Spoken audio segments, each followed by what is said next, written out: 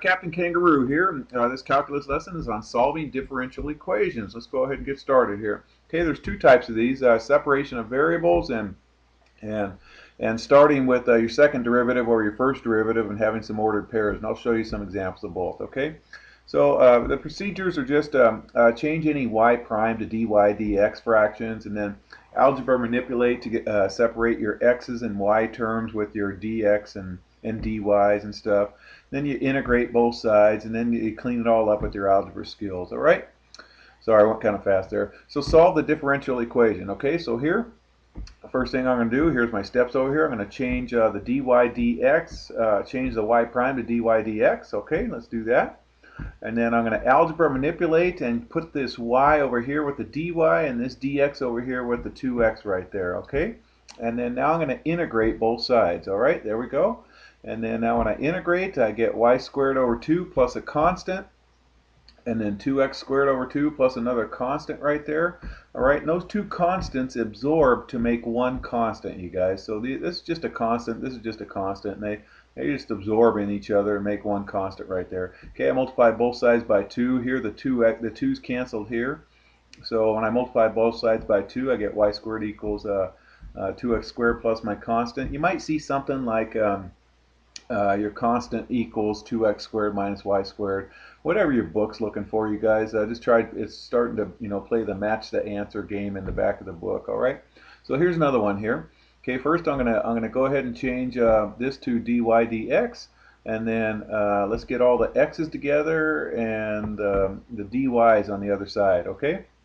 Okay, so now I'm going to pull an x out. See how I GCF'd an x out right there? Then I'm going to divide, and now I'm going to put this dx over here and put this y minus 10 over here underneath. Okay, so I get to that stage right there.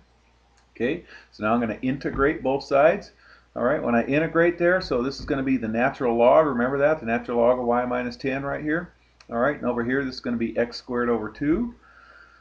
Okay, so I get that, and that's a good answer, or that's a good answer, or that's a good answer, or something else, just depending on what the book's looking for and whatever, your answer in the back is. Okay, so any one of those are fantastic answers.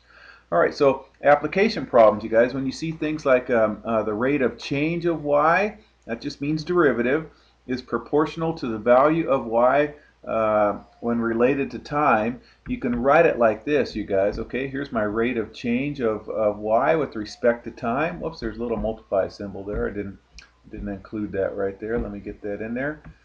Sorry, I just made this lesson. So this would be k times t right there. So this is where it's proportional to k and t.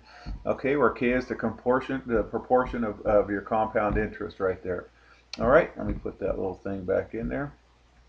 All right, so here's one example right here. So the rate of change of p, so there's my derivative right here. So my rate of change of p with respect to t is proportionate to 10 minus t, right, and solve a differential equation. Okay, so that rate of change, you guys, here's my rate of change of p with respect to t. So see I have it underlined in blue right here? That represents this blue stuff right here. Okay, you guys know that means equals right there, is proportionate. So I always use the letter K for these ones. So use the letter K for is proportionate. So there's my is proportionate to 10 minus t right there. Okay, you guys with me? Let me put that back there. All right, and so now we're going to put the dt over here, and now we're going to go ahead and integrate both sides. I don't have any other p's I got to move over, so we're going to integrate both sides. Okay, so when I integrate this, the integral of dp is just p. Okay, and then the integral of this guy is I'm going to add an exponent. So here's my exponent, divide by the exponent, and then times the chain. The chain of this one is -1 because the chain of negative t dt, okay, is -1. All right. And then so something like that would be your answer like that. Okay, easy enough. Let's try another one, you guys. Okay, so this is actually number 22 in my textbook on page 366. So the rate of change of n is proportionate to n. Okay, when t equals 0, n equals 250, and when t equals 1, n equals 400. What is the value of n when t equals 4? All right, so going to use those ordered pairs right there these ordered pairs, this is t equals 0, so t comma n, and then here's another t comma n, and these are going to help me solve for my c's and my k's, okay? So there it is. I did it all color-coded right there. The rate of change of n with respect to t is this red stuff right here. So here's my rate of change of n with respect to t. Here's the is right here, proportionate to n, so it's going to be k times n. So proportionate means multiply it times k, and it's just another constant, so I chose k. All right, and then so we're going to get put the dt on the other side, and put the get the n's and the dn's together on this side, and put the dt's and the constant on the other side right there. And now we're going to integrate both sides. Okay. So this one's going to be the natural log of n over here. This one's going to be the, when I'm integrating, this is a constant, remember, k dt, so it's going to be kt on that side right there, okay, plus c. All right, now I'm going to go ahead and substitute this t equals 0 and n equals 250. So put 250 there and 0 right there, and I get whoops, let's see, I now plug in, yeah. Okay, so I'm going to plug in that, and I get c equals the natural log of 250. Okay, so now now my equation is the natural log of n equals kt plus the natural log of 250, because c equals the natural log of 250.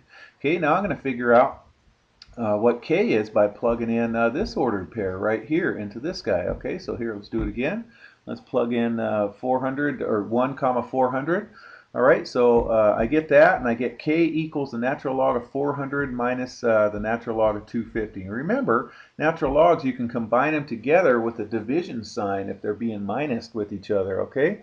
And 400 over 250 equals 8/5. It reduces to 8/5. In fact, the zeros cancel here, so 40 over 25 is 8/5. All right, so so there's my equation right there. Okay, now I am about 2/3 the way done. Let's go back up to the question right here. It says, what is the value of n when t equals 4? So here's my equation right here. So I'm going to find the value of n when t equals 4. So I'm going to plug in 4 right there. Okay, so here we go. Right there. So I'm going to plug in right there. There I did. Okay. All right. Okay, so I'm looking for n. Now this 4 with a logarithm becomes the exponent. So it's going to be up here, and it's going to be 8 to the 4th over 5 to the 4th right there. Okay, you got it right there? And then since there's a plus sign, I can combine these two logarithms by multiplying them. So it's one logarithm with these guys being multiplied. And I think I did 8 to the 4th and 5 to the 4th. Yeah, so here's 5 to the 4th. Here's 8 to the 4th, and here's the 250 right there. All right, and then I just started canceling. I know 25 goes into that, and 25 goes into that. All right, and then probably some other things reduced. I forgot how I did that, but you guys can get to that. That's just basic math skills right there. Okay, and that's how you do that kind of problem. And if you're sitting in my class, I would have you do that for your homework. Take care.